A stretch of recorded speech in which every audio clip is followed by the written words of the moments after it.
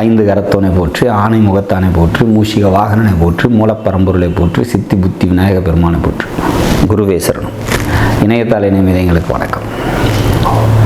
இது 2025 சனி பயிற்சிக்கான ராசி பலன். சனி மார்ச் 29 கும்பராசிலிருந்து பயிற்சியாகி மீனத்துக்கு போகிறாரு. இது தனுசு ராசிக்கு எப்படி இருக்க போகுது அப்படிங்கிறத பார்க்கலாம். உங்களோட ராசியை பொறுத்த வரைக்கும் 2 மற்றும் 3ஆம் அதிபதி, குடும்பஸ்தானாதிபதி, தைரியம் வீரியம் சொல்லக்கூடிய தைரியஸ்தானாதிபதி, இளைய சகோதரன் குறிக்கக்கூடியவர், மாமனாரை குறிக்கக்கூடிய கிரகம் அப்படின்னு சொல்லக்கூடிய சனி பகவான் பயிற்சியாகி 4ஆம் பாவத்தில் வந்து அமர்றார். 4 கேந்திரத்தில் சனி இருக்கும் போது வந்து பார்த்திங்கன்னா நம்மளோட கம்ஃபர்டபுள் ஜோன் கொஞ்சம் அடி வாங்கும். அது கடினமாக உழைக்க வேண்டியது இருக்கும். அங்கேயும் இங்கேயும் ஓட வேண்டியது, அழைச்சல், உழைப்புக்கேற்ற ஊதியம் கிடைக்காமல் இருக்கிறது, அந்த மாதிரியான ஒரு சில அசௌகரியங்கள் ஏற்படும். 10ஆம் பார்வை உங்களோட ராசியை பார்க்குறாரு. அப்போ மனசில் வந்து யாருக்கும் கட்டுப்பட்டு போகக்கூடாது அப்படிங்கிற எண்ணம் தோன்றும். எல்லாத்தையும் எதிர்க்க தோணும். ஒரு புரட்சிகரமான சிந்தனையெல்லாம் கொடுப்பாரு அப்படிங்கிற மாதிரியான ஒரு அமைப்பு. வேலைக்கு போயிட்டு இருக்கவங்களுக்கு வேலையில் சிக்கல் ஏற்படுறதுக்கு வாய்ப்பு உண்டு. தாய் வழி சொந்தங்கள்கிட்ட மனக்கசப்பு ஏற்படுறதுக்கான வாய்ப்புகள் உண்டு. சொந்த தொழில் செஞ்சிட்டு இருக்கவங்களுக்கு தொழிலில் கூடுதல் கவனத்தோடு இருந்துக்கணும் அப்படிங்கிற மாதிரியான ஒரு அமைப்பு.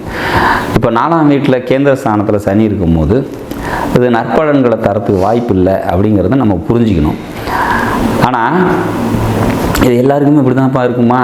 தனுசு ராசியில் பிறந்த அத்தனை பேர்த்துக்குமே இதுதான் நடக்க போதா அப்படின்னா அப்படி இல்லை. அங்கே உங்களோட ஜனனகால ஜாதகத்தில் சப்போஸ் ஒரு 1988 பிறந்திருக்கீங்க அப்படின்னா 4ஆம் சொந்த வீட்டில் ஆட்சி நிலையில் இருப்பாங்க.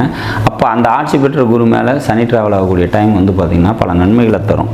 சப்போஸ் பங்குனி மாதத்தில் பிறந்திருக்கீங்க, அங்கே சுக்கிரன் இருக்காரு அப்படின்னா இந்த சனியோட தாக்கம் கம்மியாக இருக்கும் அப்படிங்கிறது புரிஞ்சுக்கணும்.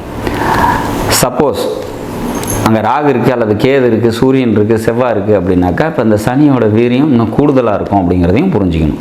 அப்போ நன்மைகள் தரக்கூடிய விதத்தில் உங்களோட ஜனனகால ஜாதகம் இருக்குது அப்படின்னா உங்களுக்கு கடுமையான பலன்கள் இல்லாமல் நற்பலன்கள் நடக்கும் அப்படிங்கிறதுல மாற்று கருத்து இல்லை.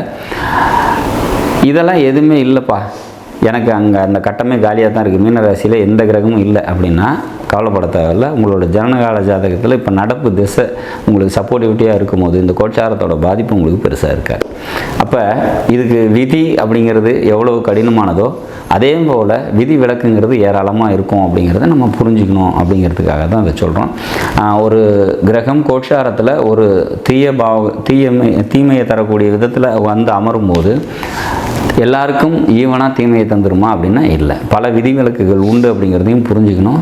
இங்கே 4ஆம் வீட்டில் சனி வந்து நின்று நன்மைகளையும் தரதுக்கு வாய்ப்புகள் உண்டு அப்படிங்கிற மாதிரியான ஒரு அமைப்பு. இந்த சனி வந்து பார்த்திங்கனாக்கா அப்படியே பெரிய தீமைகளை செஞ்சாலும் ஒரு வருஷத்துக்கு மட்டும்தான் செய்ய முடியும், அடுத்த ஒரு வருஷம் நிச்சயமாக செய்ய முடியாது. ஏன் அப்படின்னா இந்த வீட்டின் அதிபதியான குரு பகவான் அவரோட வீட்டையே அவரே பார்ப்பார். அதாவது 2026 குரு பயிற்சியில் கடகத்துக்கு வரக்கூடிய குரு பகவான் உச்சம் பெற்ற நிலையிலிருந்து தனது 9ஆம் பாகிஸ்தான பார்வையை அங்கே செலுத்தும் போது இந்த சனி மேற்கொண்டு நன்மைகளை தந்தே தீரும் அப்படிங்கிற மாதிரியான ஒரு அமைப்பு. ஸோ மொத்தத்தில் இந்த சனி பயிற்சி வந்து பார்த்திங்கனாக்கா இப்படி பார்த்தாலும் நன்மைகளை தரக்கூடிய விதத்தில் மாறும் அப்படிங்கிற மாதிரியான ஒரு அமைப்பு.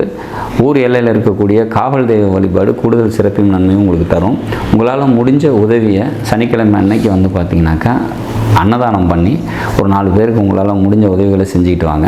அப்படிங்கும்போது இந்த சனியோட உங்களுக்கு ஆசீர்வாதம் உங்களுக்கு கிடைக்கும் அப்படிங்கிறத நம்ம புரிஞ்சுக்கணும். 4ல் சனி இருக்கும்போது வந்து சுகஸ்தானம் கொஞ்சம் அடி வாங்கத்தான் செய்யும். ஸோ தனுசு ராசியை பொறுத்த வரைக்கும் தொழிலில் கூடுதல் கவனத்தோடு இருந்துக்கங்க. சோம்பேறித்தனத்தை விட்டுட்டு எந்த ஒரு வேலையும் முனைப்பாக தெளிவாக செய்யுங்க. வேலைக்கு போயிட்டுருக்கவங்க வேலைக்கு கூடுதல் கவனத்தோடு இருங்க. தாய் வழி உறவினர்கள்ட்ட தேவையற்ற வாக்குவாதங்களை தவிர்த்துருங்க. இவ்வளோ தான் இந்த பயிற்சியில் நம்ம ஃபேஸ் பண்ணக்கூடிய விஷயம். மற்றபடி மற்ற விஷயங்கள் அனைத்தும் நன்மைகள் தரக்கூடிய விதத்தில் நிச்சயமாக இந்த சனி பகவான் அமைச்சு தருவாருங்கிறதுல மாற்று கருத்து இல்லை. நாடும் நாட்டு மக்களும் நலமுடன் வாழ நவகிரகங்களை வேண்டி அமைகிறேன். நன்றி, வணக்கம்.